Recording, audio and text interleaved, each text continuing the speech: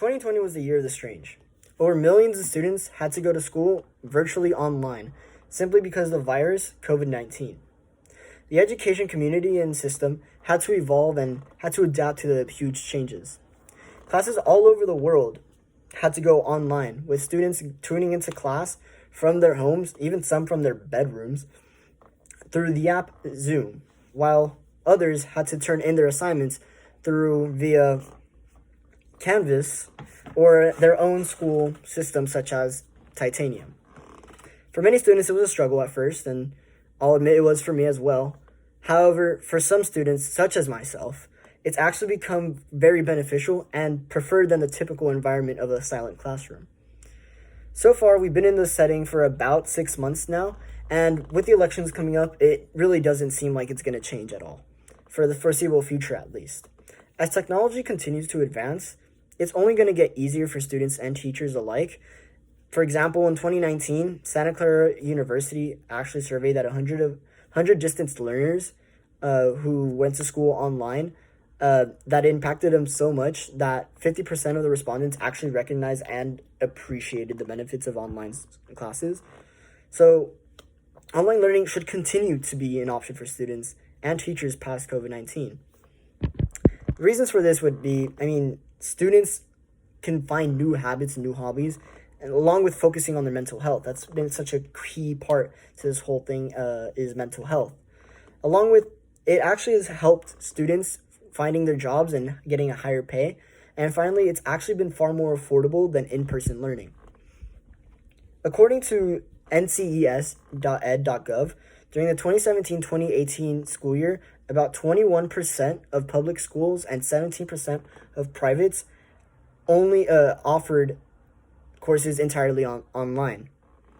That's not enough for students to actually consider online to be an option.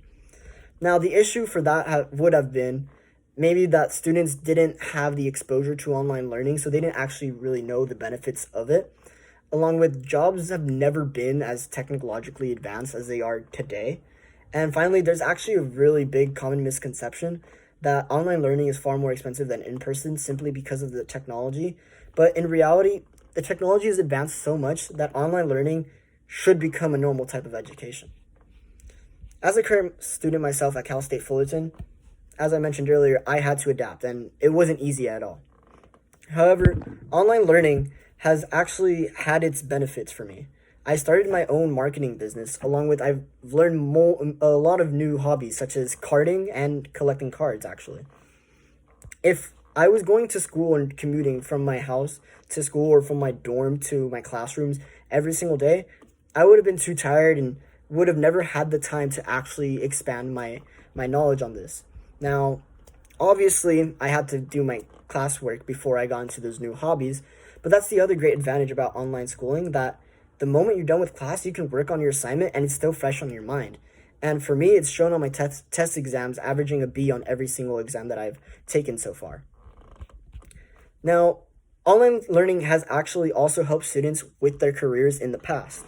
According to northeastern.edu, September 25th, 2019, the number of professionals who regularly work from home has actually increased 159% over the last decade alone, with more than 4.7 million employees working remotely at least half of the time. Now, I understand that 4.7 million is only a fraction of people in the US. However, online schooling has actually helped those workers receive higher pay in their careers. According to Illinois Online, June 5th, 2017, 44% of online students recorded improvements in their employment standings, and within a 12-month period from graduation, and 45% of them actually reported a salary increase. With online learning, students are setting their future up with success. Working from home will already be something they're accommodated and used to doing, and with the fact that their salary will increase is a huge bonus. Finally, going to online schooling is far cheaper than going to a 4-year in-person school. This is because you would eliminate the cost of transportation, dorming, and parking, and many other costs. According to Arizona State University, March 2018, when they compared 4 total schools, they found that there was a a savings differential from $12 to $66 per credit hour. That's a difference of 3% to up to 50%. With online schools saving up to $66 per credit hour, students all over the world can lower their education costs, and it's currently a crisis that we're facing in the United States of America. Now, before COVID-19 impacted everyone's life, online learning wasn't really a common option among students. As we've learned how to use the new programs and started to normalize it a bit, online education just seems like the clear option for many students.